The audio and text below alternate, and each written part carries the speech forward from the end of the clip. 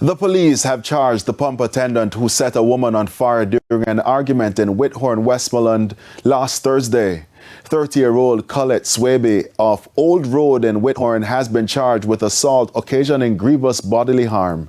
The police say Ms. Swaby was charged after an eyewitness gave a statement implicating her as the person who ignited 42-year-old Dacia Forrester. It was reported that Ms. Forrester visited the gas station where Ms. Swaby works and an argument developed.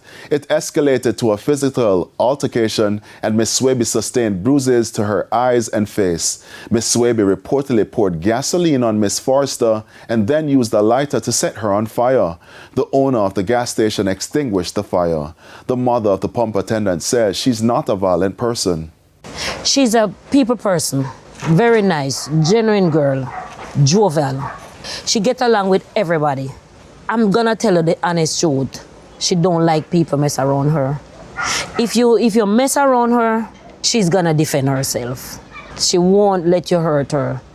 Ms. Forrester sustained burns to approximately 50% of her body. Her family is appealing for help to raise funds for her treatment.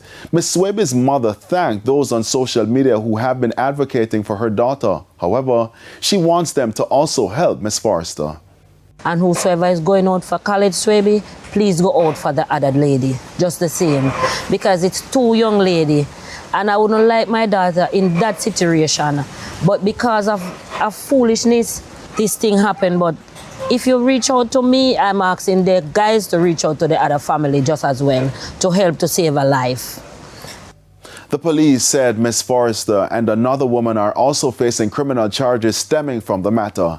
A case file has been prepared for submission to the Office of the Director of Public Prosecutions for ruling. Ms. Swaby is scheduled to go back to court on Thursday.